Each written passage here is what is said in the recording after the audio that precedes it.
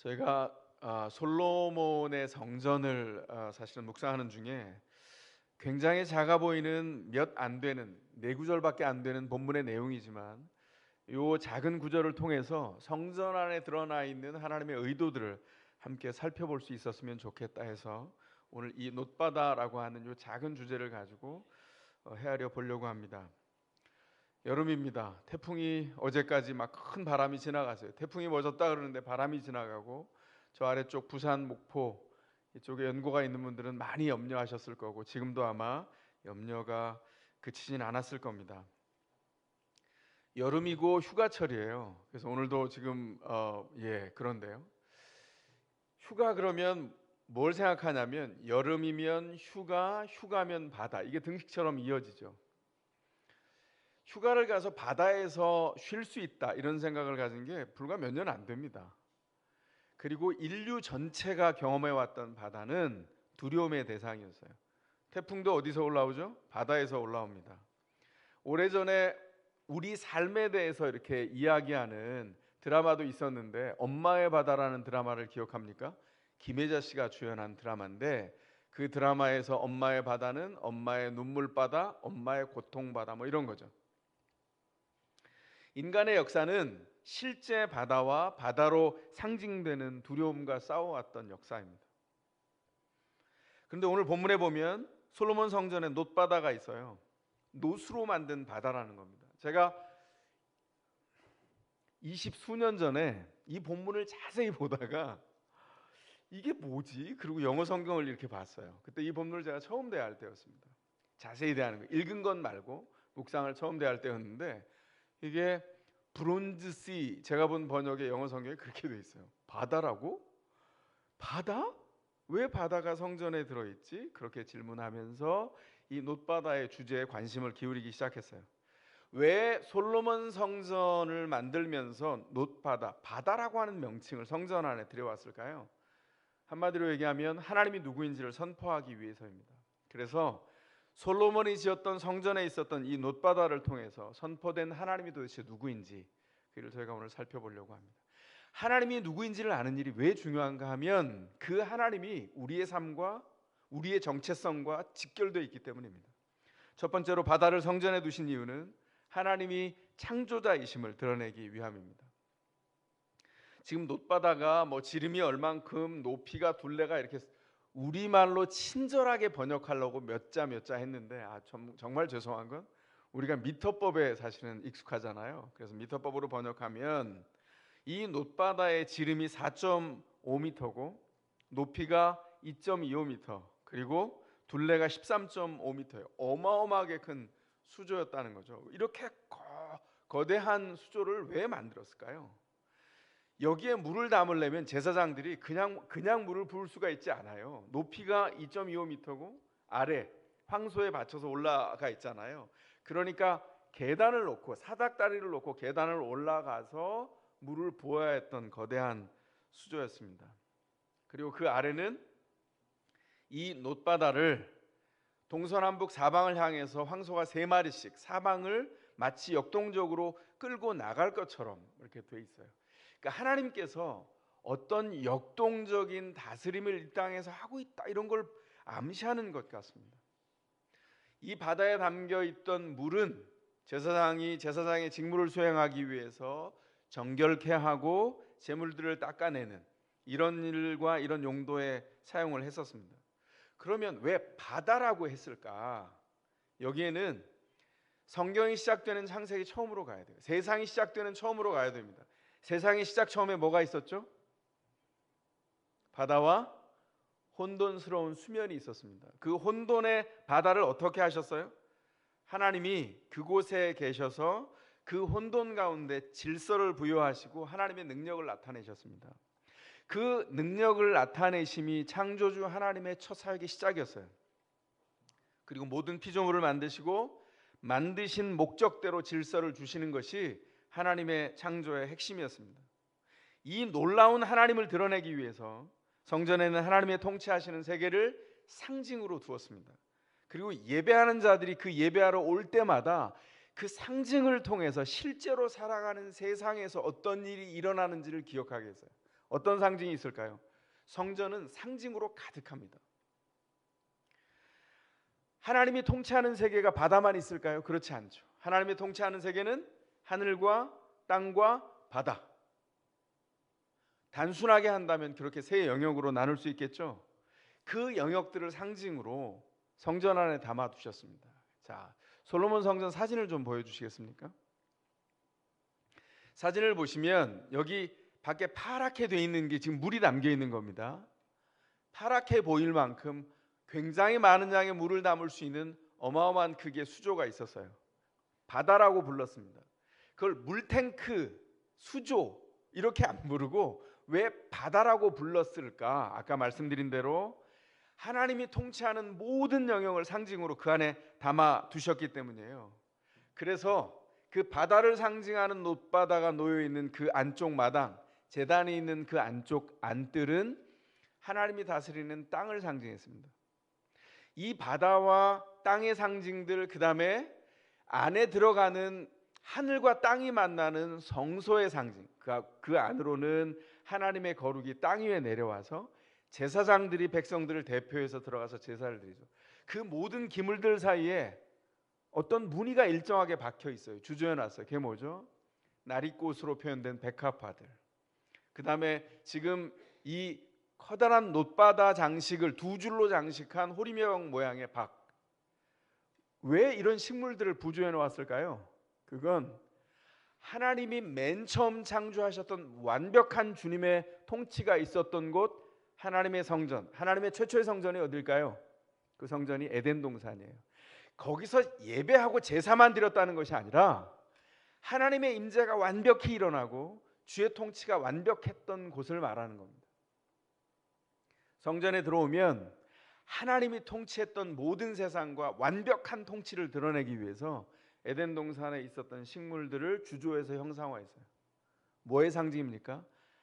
하나님 앞에 하나님의 임재가 있을 때 하나님의 완전한 통치가 이루어지고 그 통치가 이루어질 때 주의 일이 일어난다는 거예요. 사진 조금 더 보여주십시오.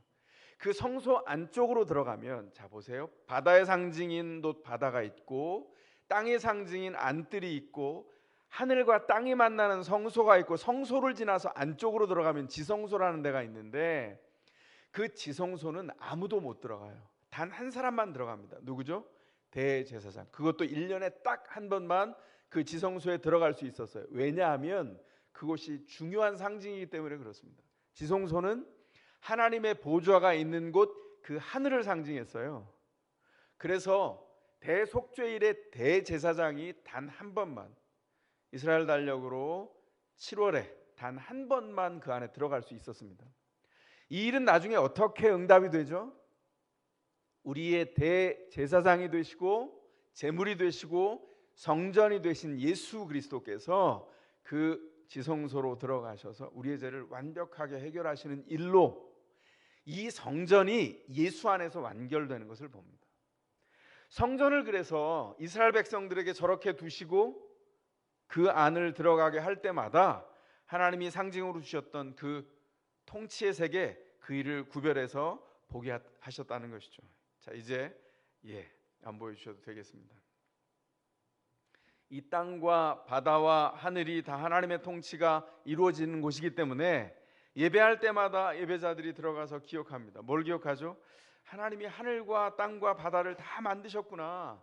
그 창조주 하나님이 우리의 예배를 받으심이 마땅하구나, 이런 생각을 하게 됐다는 것이죠. 신자가 왜 기도합니까? 신자가 기도를 드리는 핵심이 뭐죠? 하나님이 친히 창조자가 되셔서 온 만물을 지으셨다는 것을 인정하기 때문이에요. 왜 그 일이 기도의 핵심이 됩니까? 하나님께서 만드셨기에 통치가 시작되기 때문이죠.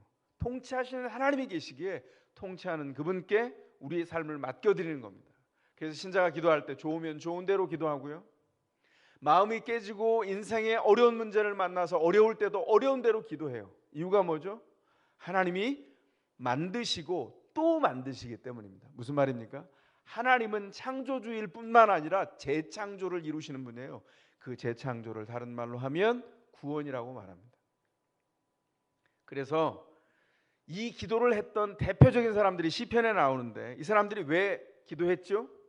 시편에 나와 있는 시들은 다 기도시예요.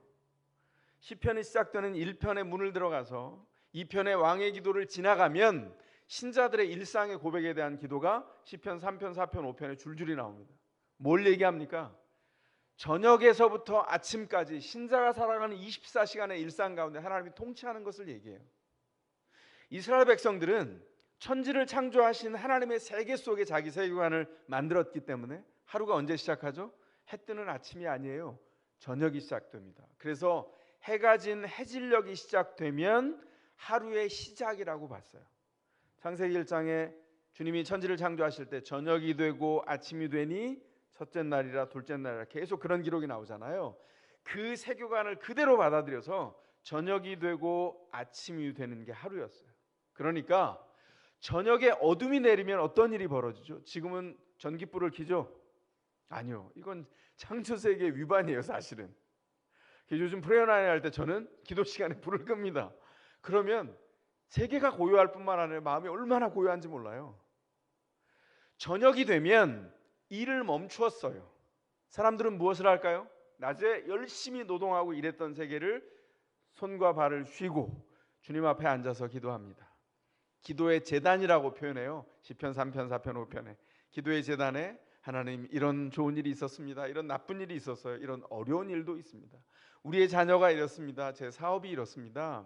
현재가 이렇습니다. 미래가 이렇습니다. 제 육체가 병들었습니다. 육체가 너무 지치고 피곤합니다. 제 마음이 너무 연약합니다. 이 모든 것을 다 제단에 차려놓고 주님 앞에 기도했어요. 주님, 이제 어둠이 내렸습니다. 이제 저는 일을 멈추고 주님이 다시 창조하실 시간이니 주님이 새로 빚으소서. 이게 하나님의 성도들이 했던 기도라고요. 여러분, 그래서 제가 이 기도들을 묵상하다가 제가 굉장히 중요한 거 하나를 찾았는데 여러분에게 공짜로 알려드릴까요? 오른손을 한번 제가 오른손을 들겠습니다. 오른손 한번 들어보실래요? 여기 엄지, 검지 있죠? 검지를 이마에 한번 갖다 대봅시다. 이마 가운데 어디쯤? 거기 뭐 하나 버튼이 느껴지죠? 거기 있어요. 찾아보세요. 버튼이 느껴지죠? 저를 따라해 보세요. 스탑 하고 누르세요. 다시 한번 큰 소리로 해야 됩니다. 시작. 스탑. 언제 이 일을 할까요? 저녁 때입니다. 여러분들이 하루 종일 피곤하게 돌아왔어요. 일은 정말 엉킨 실타래처럼 하나도 해결되지 않을 것 같습니다. 도대체 어떻게 해야 될지를 모르겠어요. 그 마음을 가지고 저녁에 누웠습니다. 잠이 올까요? 불면의 밤이 이어지죠. 육체가 병들고 마음이 골병이 듭니다. 하나님이 그렇게 우리를 두시지 않았어요. 너희가 노동한 것으로 살지 않아. 멈춰라. 이렇게 말씀하세요. 그걸 제일 못하는 사람이 저예요. 그러니까 버튼을 찾았죠. 저는 이상하게요. 그런 일이 있으면 제가 생각하지 않고 그냥 눕잖아요. 그럼 안에서 공장이 돌아가요. 저와 동조하시는 분들 안 계신가요? 공장이 돌아가서 아침에 눈을 뜨면 이건 이런 일이었구나. 밤새 잠을 잤을까요? 누워만 있었지 이리 뒤척 저리 뒤척 제 의식과 상관없이 잠을 못 잔 거죠. 그런데 중요한 게 있어요. 이렇게 살면 실제로는 하나님이 창조하는 세계에 반역하는 거예요. 매일 어떻게 해야 될까요? 저녁에 깔끔하게 씻고 누워서는요, 이제는 내가 뇌가 없는 것처럼 주님 앞에 평안을 주시는 주님 앞에 순종함으로 나를 내려놓는 일이 필요합니다. 제가 제일 안 되는 거기 때문에 이렇게 말씀드리는 거예요. 그래서 주님, 시편에서 기도했던 성도들을 따라서 우리도 이렇게 기도하기를 원해요. 하나님, 이제 밤이 되었으니 창조하시는 주님께서 새로 빚어 주시옵소서. 제가 바다 한가운데서 풍랑을 만나 난파한 배 같은 곳에 실려 있습니다. 그럼에도 불구하고 주님, 이 밤에 창조하시는 주님께서 제가 눈을 감고 잠속으로 들어가서 무의식의 세계로 들어갈 때 주님 깨어나셔서 주님이 창조하는 이 어둠의 세계를 주님의 창조로 새로 빚으심으로 가득 채워주소서 기도하는 겁니다. 이게 성도의 기도예요. 이렇게 해서 5년을 살고 10년을 살고 20년을 살고 30년을 살아서 우리의 생애가 지나간 다음에 뭘 증언하게 될까요? 하나님이 하셨다입니다. 자기가 1년 밤잠 안 자고 고생해서 성장한 사람들 나중에 어떤 얘기하냐면 내가 다 했다 이렇게 말합니다. 하나님의 신자들 중에 단 한 사람도, 내가 했다고 말할 사람은 단 한 사람도 없습니다. 주님께서 우리의 연약한 생애 안에 하나님을 담아주셔서 주님을 증언하도록 해주셨어요. 그게 얼마나 복된 일인지, 주님을 따라가는 일이. 그래서 믿음 안에서는 이런 수지도 맞아요. 불면증을 해결할 수 있는 길을 주셨어요. 물론 오랜 훈련이 필요합니다. 어떻게 해야 될까요? 주님이 불러주신 그 질서 가운데 목적대로 빚으시고 질서로 새롭게 하여 주소서, 그 일들을 의뢰하며 주님 앞에 나가는 거예요. 하나님, 하늘과 땅과 바다를 다스리시는 주님께서 제 삶을 혼돈 가운데 질서로, 아무도 나를 지킬 수 없는 폭력이 난무함 가운데서 저를 통치하셔서 원수를 물리쳐 주시고 하나님의 온전한 은총을 드러내 주시옵소서. 주님이 그 일을 이루십니다. 여러분들은 어디서 사십니까? 혼돈의 세상입니까? 질서를 불어넣으시는 하나님의 통치 아닙니까? 밤새 안녕히 주무십니까? 못 주무셨다면 이제 우리 잡시다. 밤에는, 아침에는 주의 온전한 은총의 빛 아래서 일합시다. 그게 무엇이라고요? 주님을 따라가는 신자의 삶의 일상이라고요. 두 번째로 바다를 성전에 두신 이유는 하나님이 구원자이심을 나타내 보여주시기 위함이에요. 시편을 거론했으니 시편을 한 번 더 인용하겠습니다. 시편 139편 9절 10절에 보면 시인이 이렇게 말했어요. 내가 바다 끝 서쪽으로 가서 거기에 머무를지라도 거기에서도 주님의 손이 나를 인도하시고. 굉장히 놀라운 언어로 얘기합니다. 이 사람이 지금 흥분해서 격정으로 이 시들을 표현하고 있어요. 무슨 얘기입니까? 시인이 바다 끝으로 도망가서 하나님을 피해서, 그런데 하나님이 거기 계시다는 거예요. 깜짝 놀랐다는 겁니다. 어떻게 바다 끝에 하나님의 통치가 있지? 하나님이 거기 계실까? 우리에게 당연한 이 사실이 유대인들에게는 상식을 깨는 놀라운 깨달음이었다는 거예요. 왜 그렇습니까? 성경의 세계 안에 바다는 하나님의 통치가 없거나 희박한 곳이에요. 하나님과 멀리 있는 곳이 바다였습니다. 그래서 이 세상에서 분투하는 신자의 삶과 그리스도를 통한 승리를 표현한 성경이 뭐죠? 요한계시록이에요. 요한계시록에 상징의 언어들이 있기 때문에 두려운 일들이 있는 것 같지만 그 일들은 사실은 상징을 통해서 하나님의 통치를 분명히 드러내는 그런 성경이에요. 거기 보면 바다가 어떻게 표현되고 있죠? 바다에서 악한 여자 음녀가 나옵니다. 음녀가 바다에서 올라오고 사단과 그 졸개들이 바다에서 출현해요. 바다는 유대인의 전통에 의하면 사단이 출몰하는 사단의 근거지고 출몰지였어요. 하나님의 통치가 가장 먼 곳이었다고요. 그런데 하나님의 사람들이 주님의 임재 앞에 집중할 때 그 바다는 어떤 곳이 되냐면 하나님의 통치가 드러나는 곳이 된다는 것입니다. 이걸 언제 맨 처음 깨달았을까요? 창세기 1장의 창조 말고 구원을 경험했던 출애굽기에 보면, 출애굽기 15장에 바다가 이 하나님의 구원을 가로막는 장애 요소로 등장합니다. 모세를 통해서 출애굽했어요. 백성들이 빠져나오는데 바로가 갑자기 정신을 돌려서 정예군을 몰고 병거를 끌고 이스라엘 백성들을 추적해 옵니다. 도망가다 끝까지 갔는데 그 끝에 바다가 있어요. 홍해바다가 가로막혀 있는 거예요. 이제 죽었구나. 백성들이 불평하기 시작합니다. 두려움 때문에. 모세에게 막 뭐라 그러죠. 아니, 우리가 죽을 데가 없어서 바다 끝에 데려와서 우리를 이렇게. 하나님이 그때 어떻게 하셨죠? 하나님께서 하나님의 온전한 은총을 통해서 어떤 어려움이 있어도 구원하시는 분이라는 것을 분명하게 보여주셨어요. 어떻게 했습니까? 바다를 가르시고 그 바다 밑을 마른 땅처럼 뽀송뽀송하게 만드셔서 백성들이 마른 땅인 줄 알고 걸어서 바다를 통과해서 구원하게 하셨어요. 뭘 어떻게 바꾸신 겁니까? 바다에는 하나님의 통치가 희박하거나 하나님의 통치가 전혀 없다, 이렇게 말하는 당시의 상식과 미신을 박살내신 거예요. 바다에 하나님의 통치가 있다, 하나님을 믿고 의뢰하는 사람들에게 이 휘청거리는 바다는, 조금 전에 죽을 것 같은 그 바다는, 절망했던 그 바다는 마른 길이 되어서 그 백성들을 걸어가게 한다, 그 교훈을 허락해 주셨어요.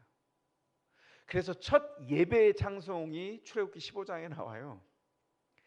이스라엘 전체가 함께 모여서 공동체로 예배했던 첫 찬송이 승리하시는 하나님에 대한 찬송입니다.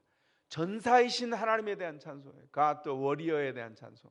하나님이 거기서 전사가 되셔서 가르시고 물리치시고 그 마른 길을 걸어서 오게 하셨다고요. 가장 중요한 핵심이 뭐예요? 하나님은 통치하신다는 겁니다. 우리는 경험의 세계 속에 살아요. 우리의 경험에 가장 익숙한 곳이 어디죠? 땅이에요. 디뎌도 휘청거리지 않아요. 이 작용 반작용으로 얼마든지 걸어갑니다. 예측이 가능합니다. 그래서 이렇게 걸어서 땅을 통행하죠. 문제는 뭐냐면 바다는 물컹거린다는 거예요. 거기 디딜 데가 없어요. 지지해 주는 게 아무것도 없습니다. 쑥쑥 빠져들어가죠. 바다는 두려움의 장소였어요. 그래서 주님이 하나님 앞에 예배하러 나오는 모든 사람들이 예배할 때마다 그 놋바다를 바라볼 때마다 하나님의 은총과 통치가 무엇인지를 알게 하셨다고요. 제사장이 사다리를 열고 계단을 밟고 올라가서 물을 부을 때마다 어떤 생각을 했을까요? 이 혼돈의 바다에서 우리 하나님이 구원하셨지, 우리를 새롭게 하셨지, 하나님이 통치하시지 알게 하셨어요. 백성들이 예배하러 올 때마다 놋바다를 보면서 어떤 생각을 했을까요? 그 바다의 혼돈과 바다의 장애를 하나님이 다스리시지, 우리가 바람이 불어온다고 두려워할 일이 아니야. 불안해서 허둥지둥할 필요가 없어. 우리가 할 일이 뭐지? 바람이 불면, 파도가 치면, 풍랑이 일면 하나님을 의지해야지 생각하게 하셨다는 거예요. 놋바다를 볼 때마다 예배자들은 자신이 직면하고 있는 현실의 바다에서 통용되는 바다엔 하나님이 없다, 이런 미신을 내동댕이 칠 수 있었어요. 하나님은 성전에서만 주인이 아닙니다. 하나님은 하늘과 땅과 바다를 다스리시면서 신자가 행하는 일상에 가 닿는 모든 곳에서 주인이시고 모든 곳에서 통치하세요. 그러므로 어떻게 해야 될까요? 그 일상의 현장을 주님 앞에 내어 맡기는 의탁과 기도와 예배가 계속돼야 되는 것이죠. 신자가 언제 행복합니까? 누군 그럽니다. 상황이 편안해질 때 행복하다고 말해요. 편안해지면 어떻게 말하는 줄 아세요? 기도가 필요 없다 이렇게 말합니다. 하나님이 그 상황을 허락하시겠어요? 제가 그 슬픈 경험을 몇 주 전에 말씀드렸지 않습니까? 어떤 모임에서 기도 제목을 나누라는데 제가 그랬어요. 제가 지금 이 순간 기도 제목이 없네요. 그걸 자랑이라고, 세상에 그런 걸 뭐라 그러죠? 쪼다라고 하죠. 제가 그 순간 그렇게 됐습니다. 제가 그 모임을 끝나고 모퉁이를 돌아 나오는데 하나님이 제 얼굴에 난로를 피우셨다 그랬잖아요. 내가 너에게 다시 묻는다. 너 정말 기도 제목이 없니? 제가 얼굴이 화끈거려서요. 하나님 잘못했습니다. 기도 제목이 없다니요. 제가 잠깐 정신이 나갔나 봅니다. 하나님 왜 없겠습니까? 하나님, 주님이 제 안에 다스려 주셔야죠. 기도가 멈춘다는 건 하나님의 통치가 없어도 내 삶이 괜찮습니다라고 말하는 거예요. 어떻게 해야 될까요? 우리에게 기도 제목이 있는 것이 감사합니다. 신자가 그래서 언제 행복합니까? 상황이 편안할 때 행복한 것이 아니라 바람이 불고 미친 듯이 파도가 치는 그 상황 속에서도 하나님이 그 안에 계실 때 신자가 행복한 겁니다. 제가 말씀드렸죠. 몇 주 거듭 말씀드렸습니다. 상황 속에 메시지 없습니다. 메시지는 하나님께 있는 거예요. 우리가 어떤 상황에 있어도 상황이 너 바보야, 너는 아무것도 할 수 없어, 넌 그따위로밖에 못 사니, 바람 끝에 그런 목소리가 담겨 있는 것 같아요. 실제 담겨 있기도 합니다. 그때 어떻게 하라고요? 속지 말라고요. 거기 메시지가 없다니까요.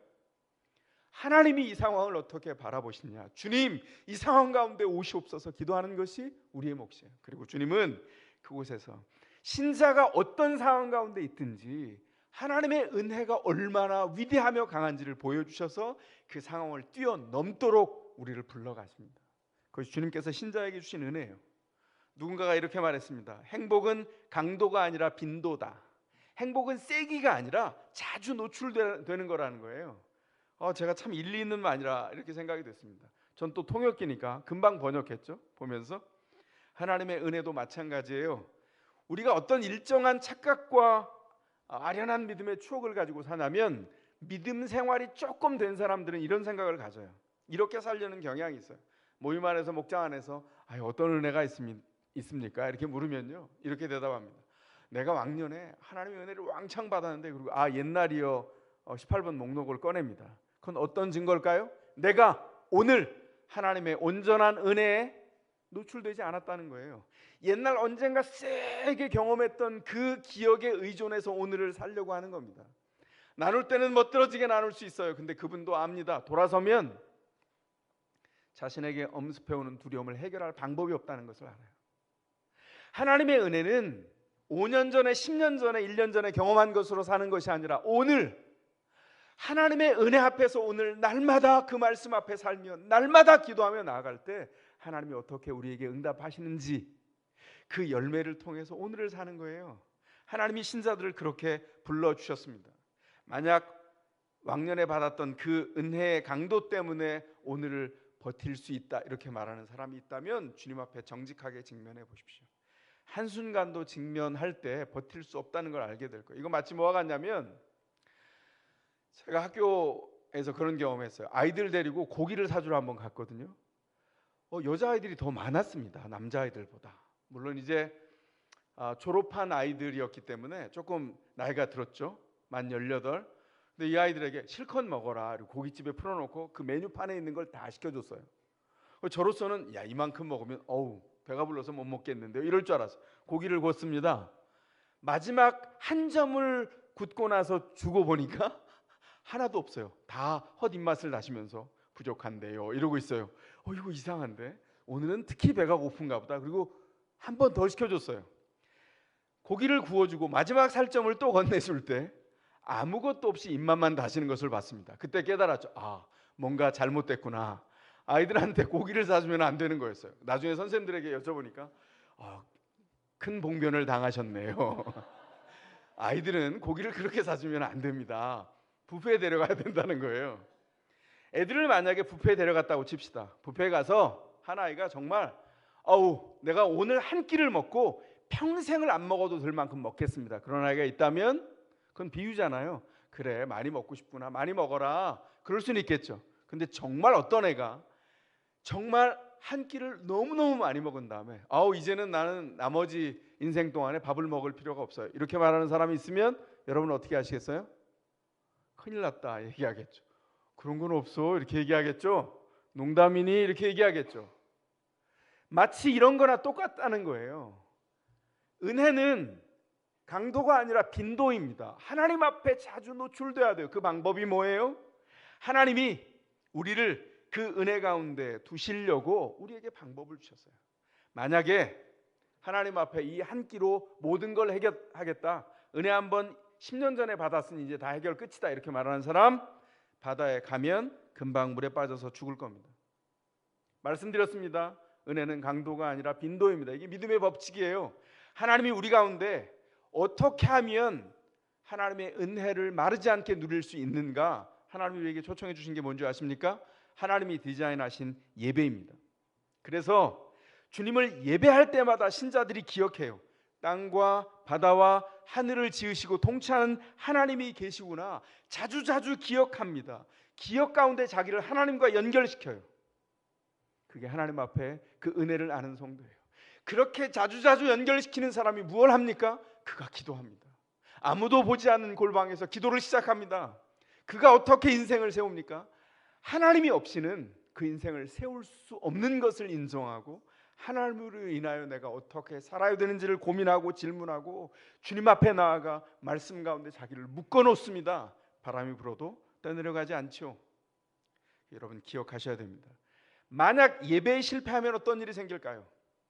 한 주 그냥 하나님이 예배당에만 계셔? 하나님은 산에도 계시지. 오늘은 산에 가서 하나님을 만날래. 제가 자주 들었던 일입니다.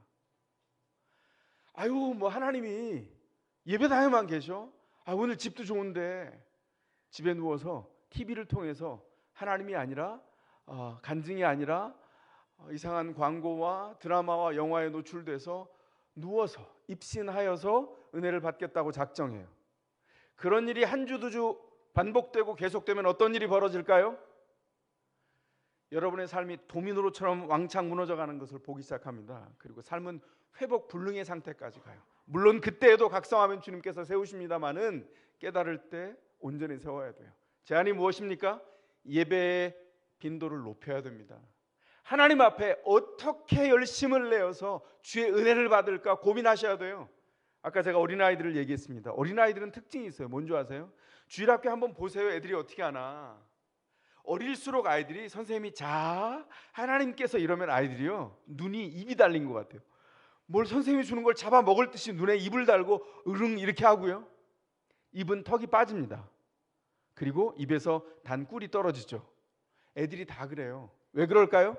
그 아이들이 새로운 세계 가운데 경의를 가지고 진입하기 때문이에요. 여러분 익숙함의 환상에 빠지지 마십시오. 그것은 하나님이 우리에게 주신 게 아니에요. 하나님 앞에서 날마다 새롭게 주님 앞에 서는 축복이 여러분 가운데 있어야 합니다. 이 예배 자리가 왜 다를까요? 여러분 바로 길에 나가면 여기 오실 때까지 세상에 있는 법칙의 지배를 받았어요. 빨간불이 있으면 차를 서야 되고 파란불이 있으면 차가 가고, 그리고 길에 일방통행이면 여기 교회 들어올 때도 일방통행을 따라 규칙을 따라 들어오는 상식 가운데 살았어요. 세상은 상식의 세상입니다. 예배당을 들어와서도 그 상식은 통합니다. 너무 좋다고 해서 옆에 있는 성도님께 집사님하고 물면 안 되죠, 그죠? 네, 그건 어린애들 4살짜리 3살짜리들이 종종 하기도 합니다. 너무 반가워서 물고 왜 물었니? 그러면 사랑해서요 이렇게 말해요. 그럴 수 있어요. 그러나 상식은 그렇게 하면 안 되죠. 성숙할수록 그렇게 하면 안 돼요. 그런데 그거보다 더 중요한 게 있습니다. 세상과 동일한 법칙이 작용하는 것 같지만 여러분이 예배당에 들어오는 순간 여러분은 하나님의 은혜의 상징 안에 들어온 거예요. 초월하시는 세계 속에 초청이 된 겁니다. 그래서 말씀과 그 안에 들어있는 상징과 도전을 통해서 하나님이 통치하시는구나. 내가 세상의 직장으로 파송되지만 그 안에 기도하면 응답하시는데 그 응답이 무엇일까? 여러분들이 목장에 가서 나눕니다. 지난번에 기도해 주셨던 것 응답됐어요. 그렇게 말할 때 그 안에 뭐가 들어있어요? 우리가 상식으로 산 것이 아니라 상식을 뛰어넘어서 하나님의 통치 때문에 살았어요. 이렇게 말하는 거예요. 예배당에 들어온 순간 여러분은 하나님의 통치의 세계와 신비의 세계로 들어온 겁니다. 예배의 빈도를 높여야 합니다. 이번 저희가 프레어나인 하면서 주제 구절이 4구절입니다. 열왕기상 2장 3절 함께 고백해 볼까요? 너는 주님께서 지시하시는 길을 걷고 주님의 말씀을 지켜라. 그리하면 내가 무엇을 하든지 어디를 가든지 모든 일이 형통할 것이다. 아멘. 아이들과 함께 그렇게 했습니다. 이 말씀이 뭐죠? 다윗이 솔로몬에게 유언처럼 남겨준 약속의 말씀이에요. 다윗이 가지고 있었던 가장 귀중한 것을 마지막 말로 솔로몬에게 남겨주었는데 이게 바로 황금과 같은 겁니다. 뭐죠? 너에게 다 없어도 되는데 하나님을 따라서, 하나님이 지시하시는 길을 따라서 주의 말씀을 간직하고 세워지면 네가 무엇을 하든지 어디를 가든지 형통하게 될 거다. 그리고 그 순종의 자리에서 솔로몬이 건설한 것이 성전이었습니다. 열왕기의 역사는요, 성전 하나를 시금석으로 해서 역사가 쫙 나열되어 있어요. 성전이 세워진 때가 정점이고요, 성전이 무너져가면서 나라가 망합니다. 그래서 성전이 완벽하게 회파되고 불이 났을 때가 언제죠? 남유다가 완전히 패망한 때였어요. 하나님의 임재와 주님의 통치가 한 사람과 그 공동체 안에 드러날 때 그 공동체가 하나님의 일하심을 드러내게 됩니다. 그렇게 함께 모여서 예배했던 사람이 일상의 자리로 돌아갑니다. 그 일상은 무엇을 표현할까요? 하나님이 우리의 일상의 현장에 살아계신다는 거예요. 프레나인은 왜 하죠? 이 현장 안에서 암송하고 기도하는 동안 아이들이 깨닫습니다. 부모가 가진 가장 중요한 가치가 무엇인지. 무엇이었을까요? 하나님이 통치하신다. 온 우주뿐만 아니라 우리의 일상을.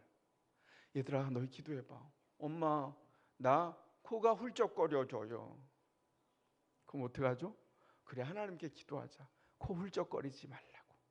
엄마 저는 책을 더 잘 읽고 싶어요. 그래 하나님 앞에 기도하자. 책을 조금 더 잘 읽을 수 있도록. 장난입니까? 아니죠. 그거 진지한 거예요. 그리고 주님은 응답하세요. 그 낱낱이 작은 것 하나하나의 의식을 연결해서 주님께 연결될 때 그 사람이 성장하고 성숙해가는 신자라고 말합니다. 모든 의식이 주님 앞에 연결되어 있어요. 그의 일상에 어떤 하나도 주님과 연관되지 않으면 움직여지지 않는다는 것을 발견해요. 그는 하나님 앞에서 모든 일상을 통해서 주께서 허락하신 기쁨과 신비가 무엇인지를 깨닫고 알아갈 것입니다. 성전을 왜 만들었죠? 예배하기 위해서요. 예배를 왜 해야 합니까? 하나님의 위대한 통치가 날마다 연결되어서 실수하지 않기 위해서죠. 어떤 상황을 당해도 하나님이 통치하시지, 그렇게 믿고 그렇게 주님을 붙들고 기도하기 위해서요. 오늘 단기 봉사 파송시켰습니다. 나가서 저희가 선교 일주일 동안 뭘 하겠어요? 우리가 할 수 있는 최선의 것을 가지고 기도 제목을 모아오겠죠. 그러나 선교 입장에서 볼까요? 선교 왜 할까요? 하나님이 왜 우리에게 선교를 명령하실까요? 그 사람들을 구원하기 위해서? 아닙니다. 궁극적인 목적은 그들로 하나님을 알고 그 통치 안에서 기뻐하며 평안을 누리며 주님 앞에 예배하게 하기 위해서예요. 예배가 궁극적인 목적입니다. 어떻게 해야 될까요? 우리가 먼저 예배하여서 주님 앞에 나가야죠. 어떤 상황 속에서도 다스리고 계신 주님을 고백하고 표현하고 그들에게 그 삶을 나눠주시는 겁니다.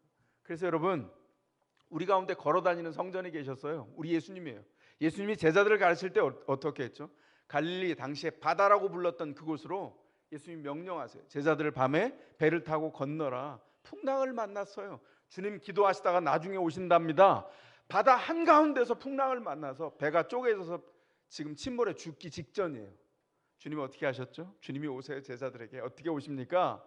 상식을 뛰어넘어서 오세요. 왜냐하면 그 바다 가운데서 상식을 뛰어넘는 주님을 붙잡게 하기 위해서요. 어떻게 오시죠? 그 풍랑이는 바다 위에 물결 위를 걸어서 오세요. 여러분, 이것이 너무 이상하다, 성경이 너무 과장해서 얘기한다, 이렇게 말하시면 안 돼요. 아까 말씀드렸던 것처럼 예배당에 초청되어 나온 순간 여러분은 어디에 연결되어 있냐면 상식을 뛰어넘어서 우리를 통치하시는 주님과 연결되어 있습니다. 우리는 무엇을 하죠? 바다가 세상을 이기는, 세상에 있는 바다가 사람을 이기는 상식이 있는 바다에 있지만 두려움을 먹고 마시는 사람으로 우리를 유기하지 않으셨어요. 우리를 어떻게 부르셨어요? 그곳에서 믿음으로 바다 위를 걸어 오시는 예수 그리스도의 통치를 기준으로 살도록 우리를 초청하셨어요. 여러분, 무엇을 기준으로 삽니까? 바다의 두려움을 기준으로 삽니까? 물결위를 밟고 오시는 예수님의 통치를 기준으로 삽니까? 주님께서 우리를 그 통치의 기준으로 부르셨어요. 그게 믿음의 세계입니다. 예배하는 자에게 주어진 권능이에요. 인생의 바다 가운데 한가운데 있을 때 우리가 느끼는 게 뭐죠? 막막함이죠. 꼭 죽을 것 같습니다.